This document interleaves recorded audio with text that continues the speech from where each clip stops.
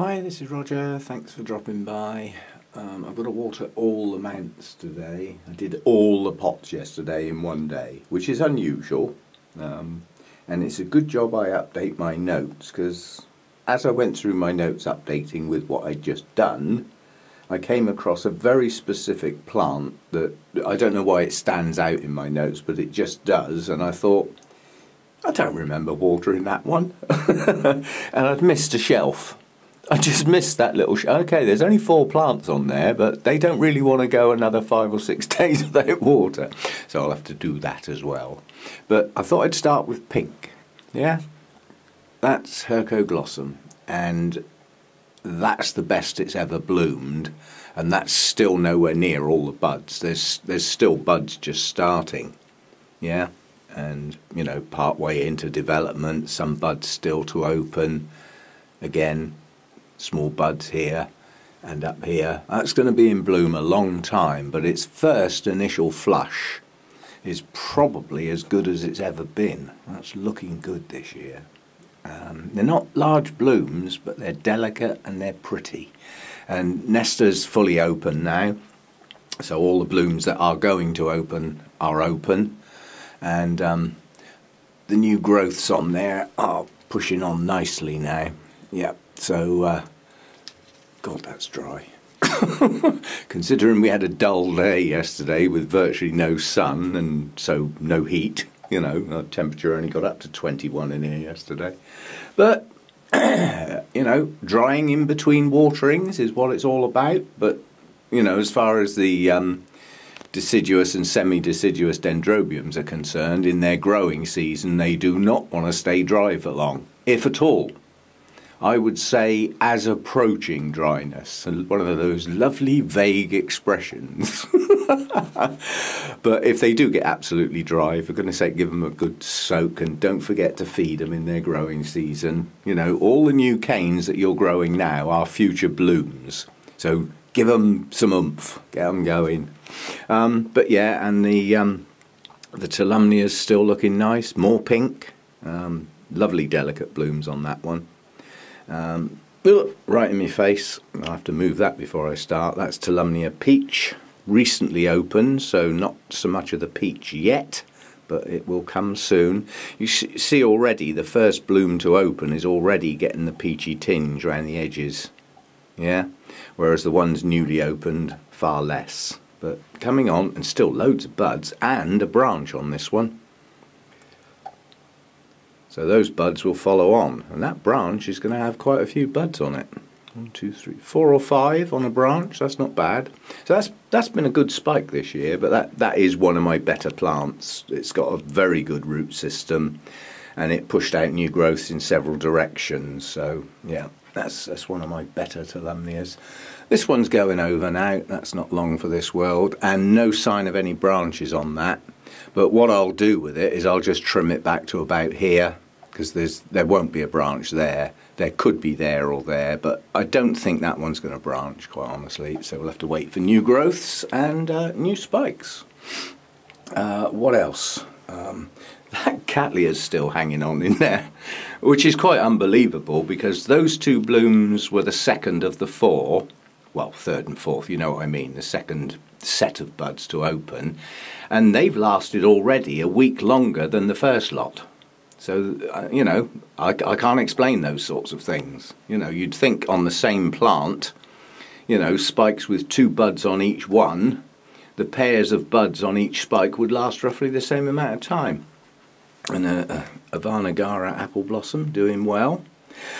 I was pleased and not pleased. Danny showed hers, and hers have got leaves looking like this as well.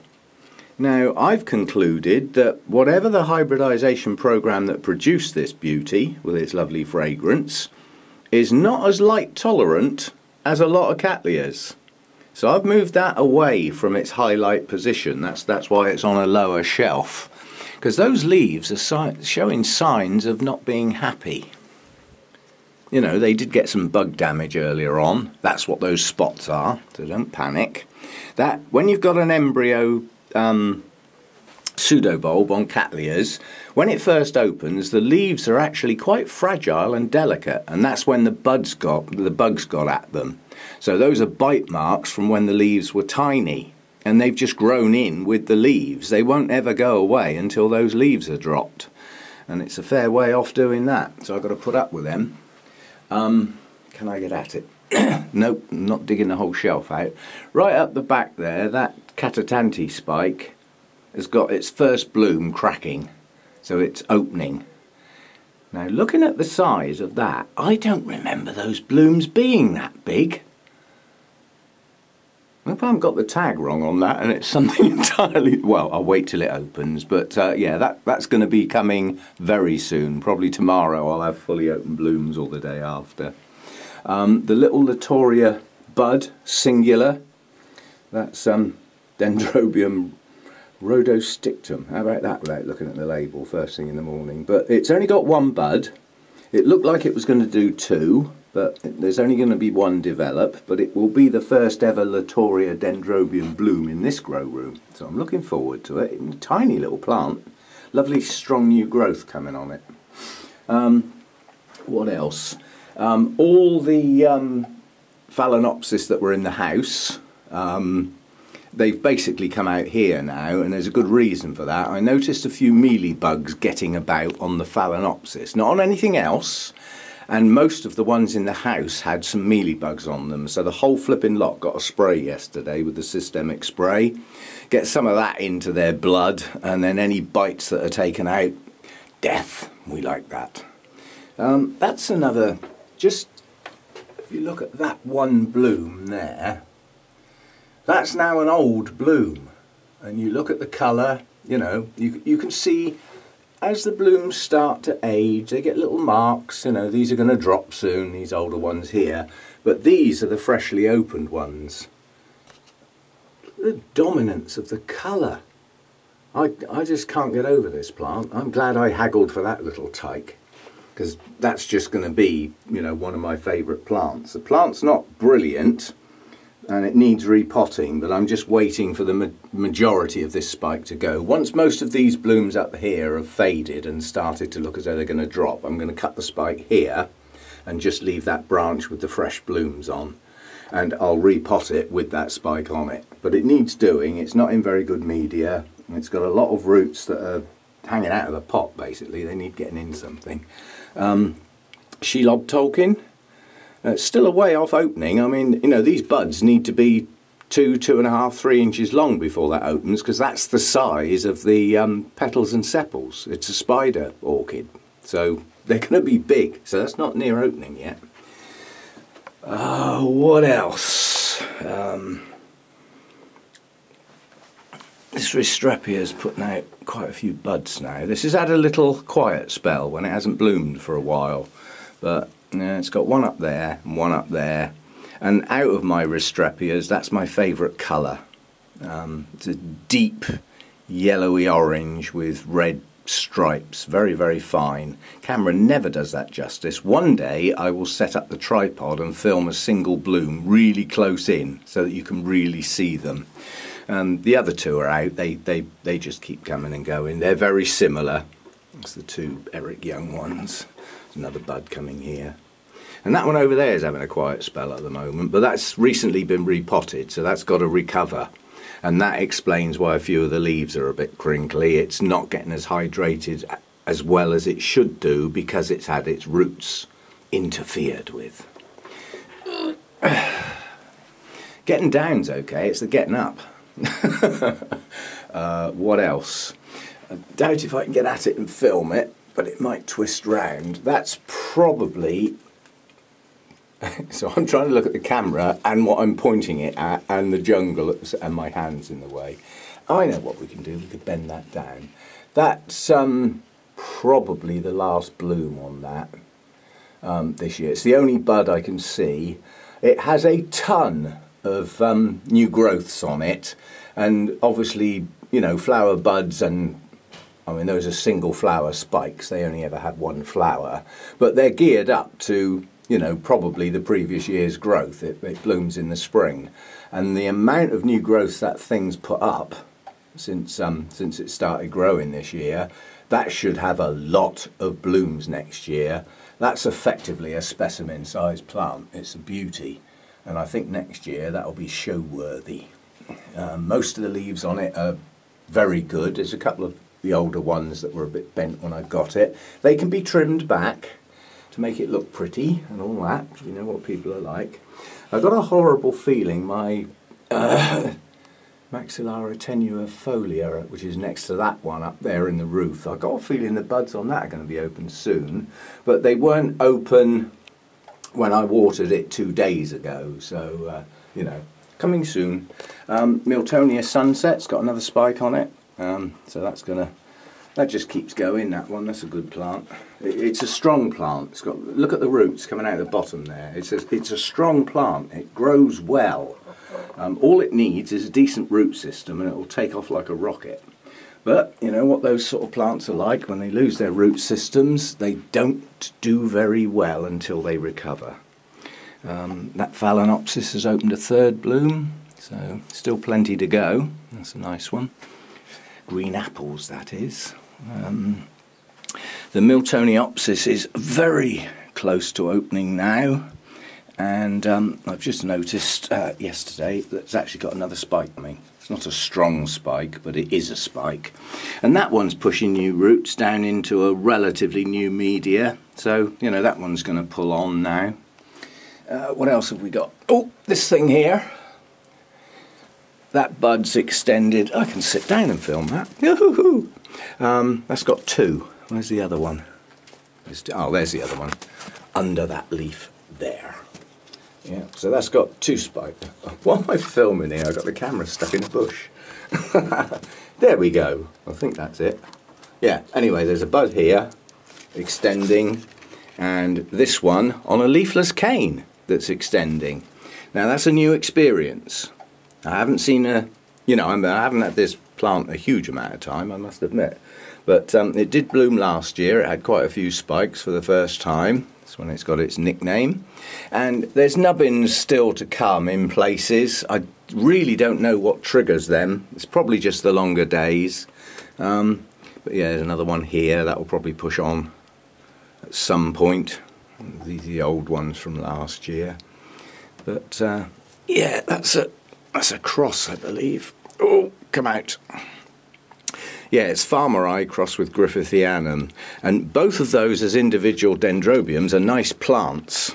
The only trouble with both of them is the blooms don't last that long, which is a trait of quite a few dendrobiums. But this one's got 2 spikes, and they grow at a colossal rate. That's grown 1 inch in about 3 days. So the rate of growth once the spikes push is quite phenomenal. As I say, that's how it got its WTF nickname. Keep it clean, boys. Keep it clean. What else have I got? Nothing much at the moment, so I'll start with the old watering and see how I go. And because it's a dull day, I'm not going off on my travels outdoors. As I've just got a bit of watering to do in the garden, which will only take me about 10 minutes. And then I shall probably look at either doing some repotting or some mounting or something, which as I haven't got much else to do today, I'll probably film. But apart from that, I need to crack on with the watering. These blooms on this Melissa Briony, they're lasting well, which is good. That's good. And I mean, it is starting to push some new roots now, because the old roots were not good on that plant when I repotted it. To be nice to the plant, I ought to take that spike off really, but it's staying. And this one, little Phalaenopsis, each of these 2 spikes are extending, and somewhere buried in that plant I noticed yesterday is actually a 3rd spike starting. And quite a few of the Phalaenopsis plants, as I was watering yesterday, there's quite a few have actually got spikes now. I mean, they're not all my plants, some are my daughter's, but yeah, there's quite a few spikes lurking. You know, they creep up on you, don't they, if you don't look at your plant. This spike's extending nicely. This is my Sweet Memory. That's quite a nice spike there. And was that the one? No, not that one. I was going to say one of the Phalaenopsis I saw a spike a while ago, a couple of weeks, and yesterday when I was watering I actually noticed a second spike on that one as well. Some losses. I think I'm going to give up. It's a shame, but that's life. This is my own fault. Dendrobium senile has had it.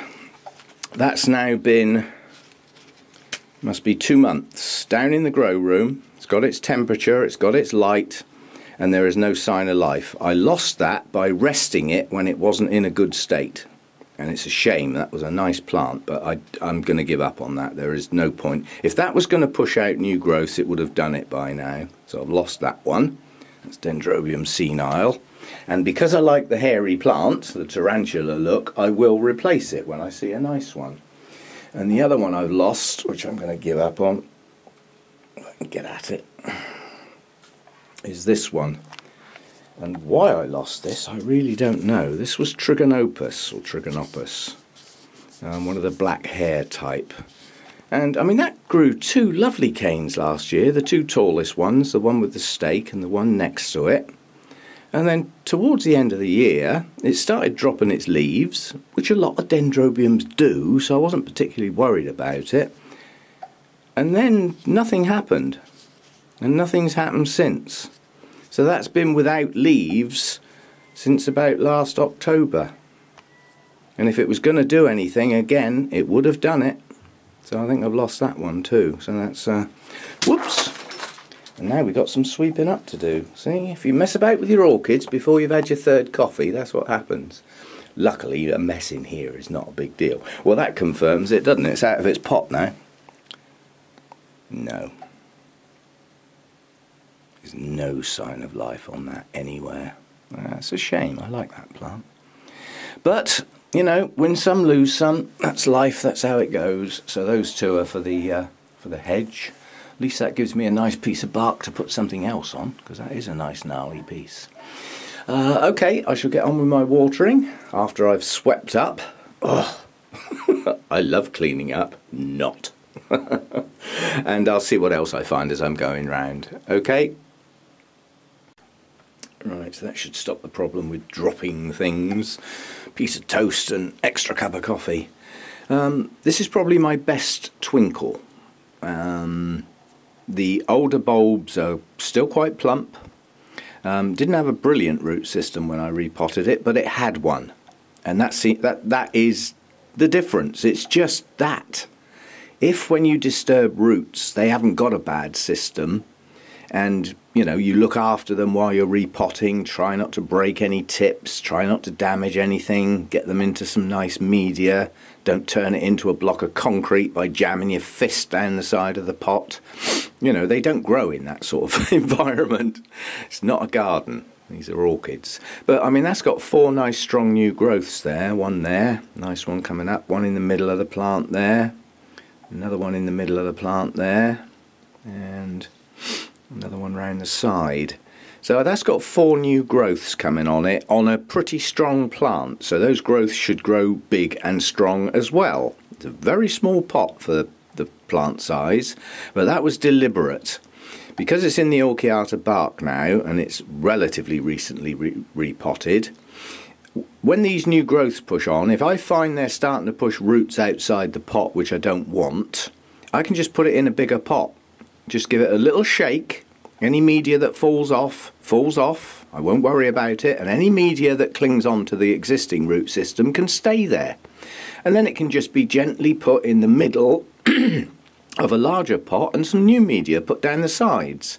So it's like repotting with minimal disturbance. It's a bit like people who grow in the lacquer beads and the ceramis, you know, except for mine is organic media obviously, but yeah, it can turn repotting into a non-disturbing exercise.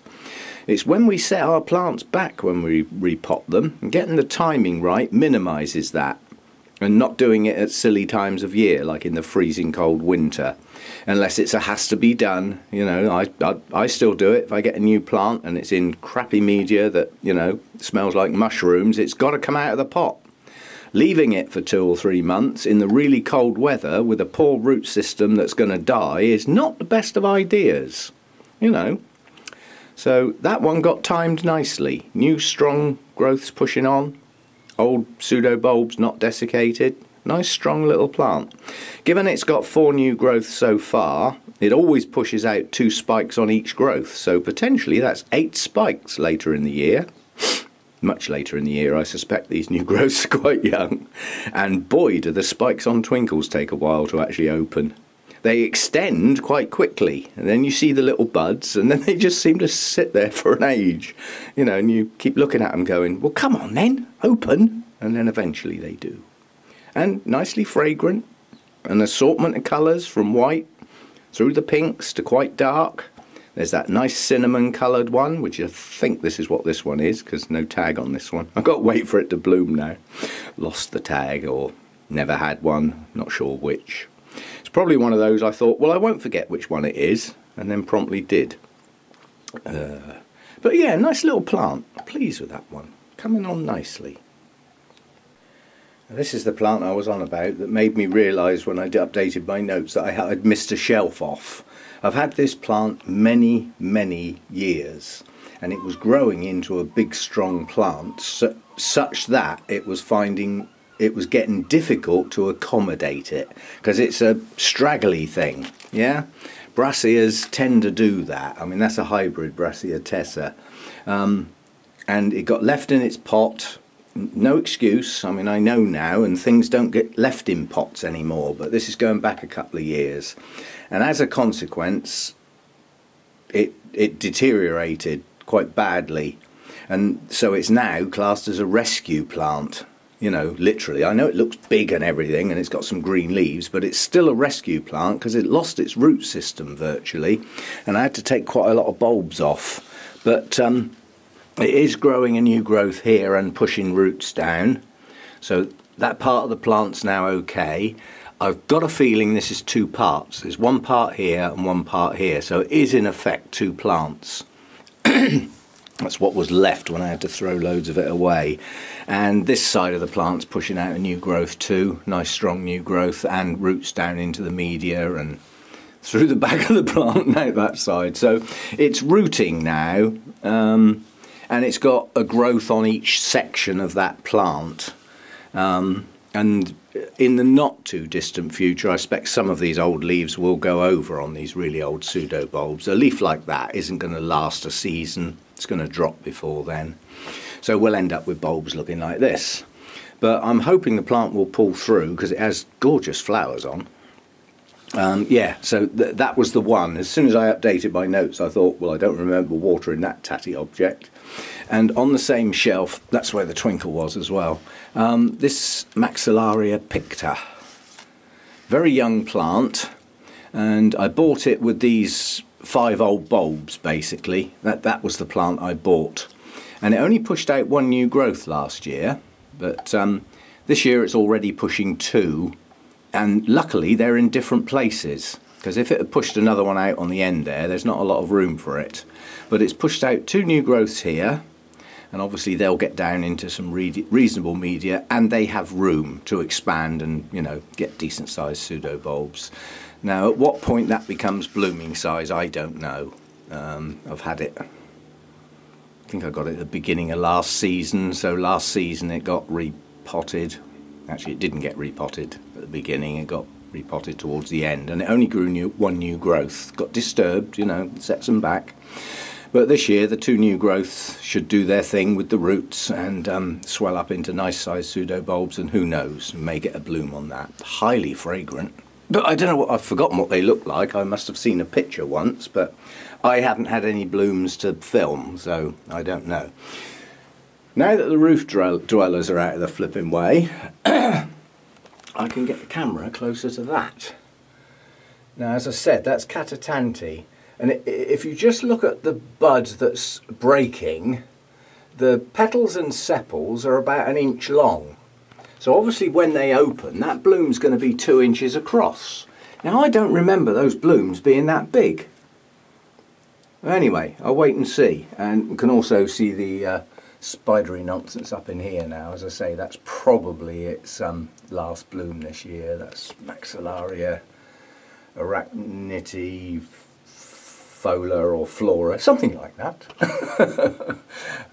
But very large blooms, but spidery, hence the arachne on the front. Not fragrant, but a mass blooming on that plant would look good. So hopefully next early spring, which is when it first started blooming, with all the new growth it's pushing out, it'll hopefully put on a really good show.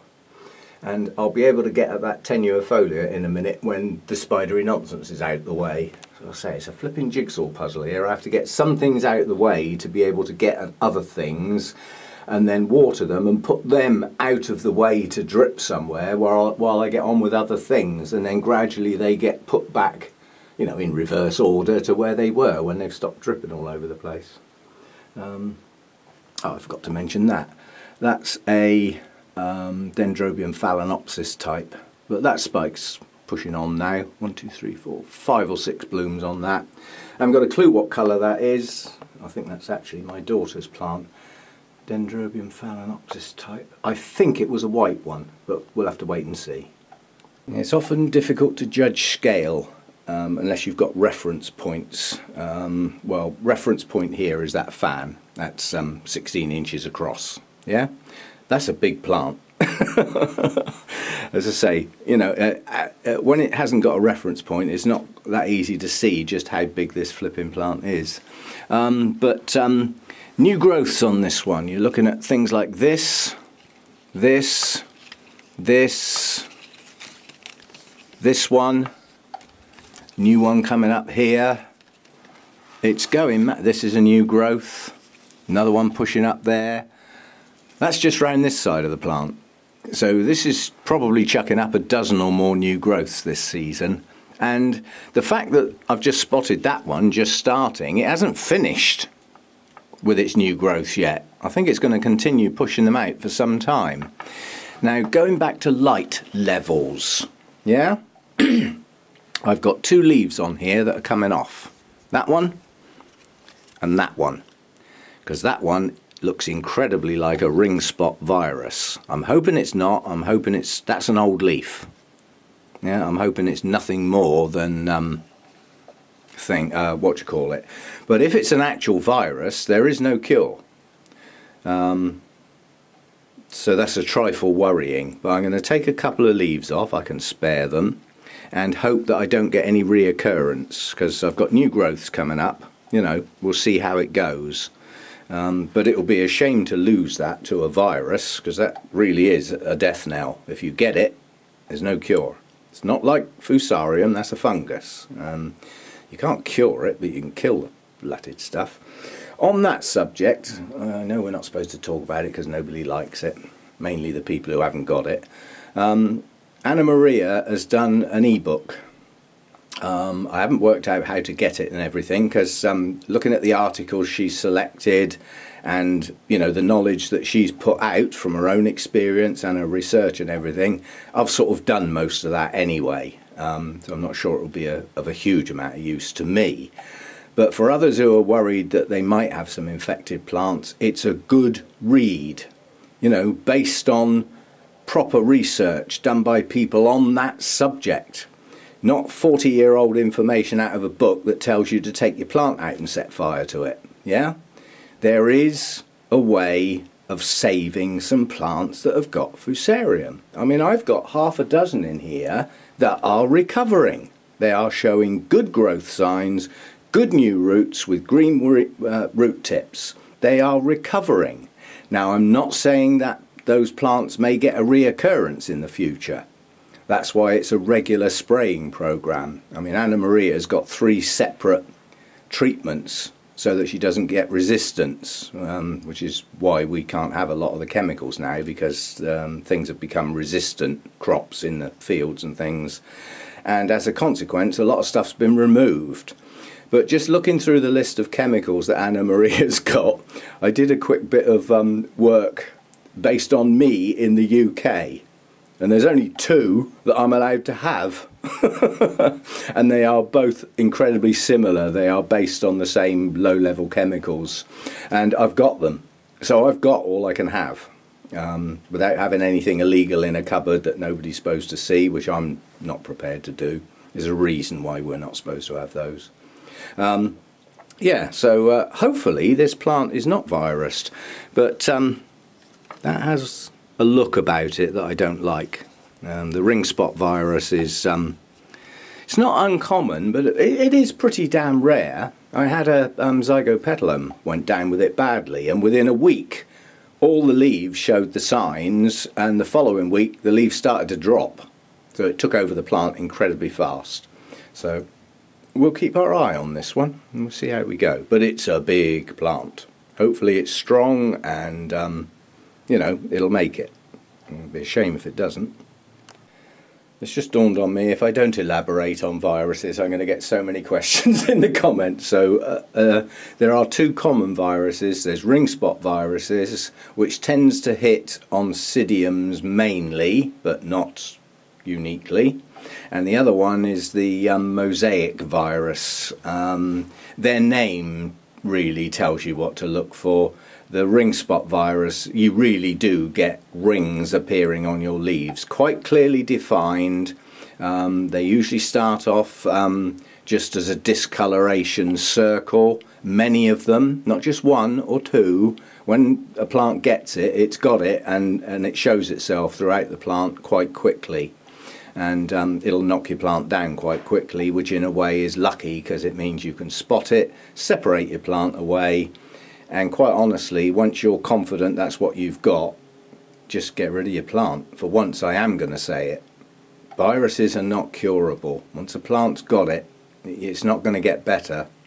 And if you take a piece off that plant that seems to be okay, the chances are it's still got it. So, you know, it's the thing that I wouldn't risk personally. So I'm keeping my eye on this one. But the other thing I wanted to mention is that this plant is now getting an awful lot of light, and what I could be getting is discoloration from too much light. Those are the signs. Yeah, yellowy patches. Yeah, it's just too much light, and you start getting cell damage. You know, in its extreme case, you get light burn. Now you can get heat burn as well, as I discussed in a previous video. But I'm going to lower this one down. Quite honestly, the highlight for me with this plant, I don't know this. This is what I'm assuming for the amount of time I've had this plant. I think this bloomed pretty well in the spring because it lived in the roof in the winter and got the best light I could give it through the winter months. Don't forget that light often triggers blooming. Yeah? That's the case in a lot of plants. A lot of orchids, their bloom spikes and buds are triggered by higher light levels than they were having in their growing season, say. And it's just down to deciduous type forests. You know, the light comes in the winter when they're sort of resting or not growing as actively because the temperatures are a bit lower and days may be a bit shorter, that sort of thing anyway.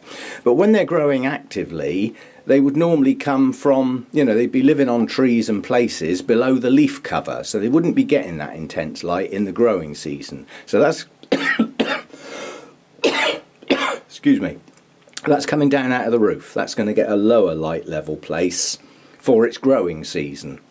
And then we'll see if the see, that's quite a pale coloured leaf, but then that's a new growth. And again, guess where that new growth was for a while? Right next to one of the wires in the roof. It took a chunk out of it. But yeah, just on closer inspection, I may be getting a little bit of cell damage because this is just, the light is just too strong for it. So it's coming down, and we'll see what that does. And obviously I'll keep my eye out for rings. As I said, if it's got that virus, it's going to deteriorate very fast. Which will be a shame. Let's wait and see. We won't go into panic mode. We don't do panic. We analyse, we find out, we research, then we act.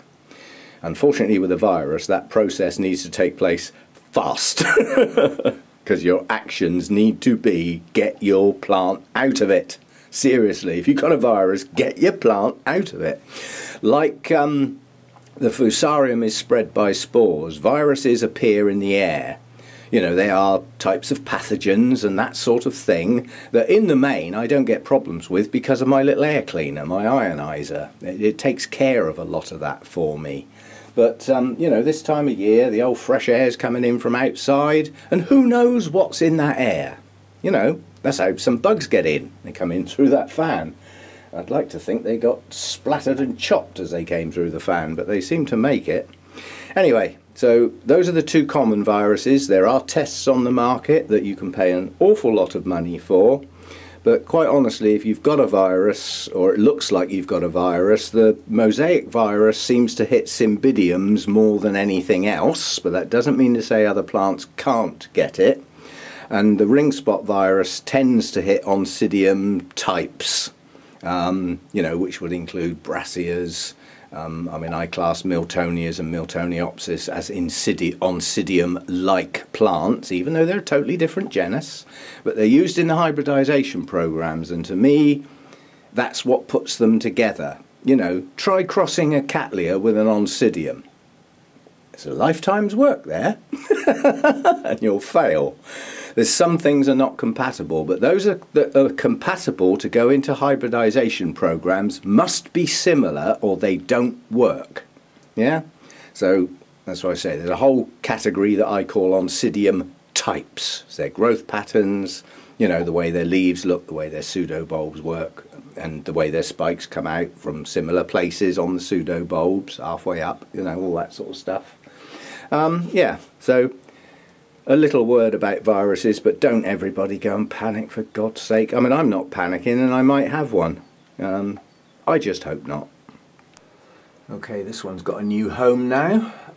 As you know, when I'm filming out here, mucking about, I end up with lots of clips and I put them together. And well, let's say I've gone a bit overboard this time and I've got a hell of a lot of clips. Some are 10 seconds long, some are 10 flipping minutes long. And I got distracted on viruses, not intentional, but maybe some useful information there for folks. And when you split lots of little clips into several videos, each one needs a start and an end. So this is an end. Okay, so part one is plenty long enough now, so I'll see what I can do with the rest of the clips. Some end up on the cutting room floor, which always seems a bit of a waste, but I'll see what I can do and put some more video or videos together. So thanks for dropping by, hope you've enjoyed this, and as I said, don't all panic and start flamethrowing your plants because you think you've got a virus because there's one little yellow dot on a leaf. Don't go mad. And I'll see you in the next video. Thanks for dropping by. Bye for now.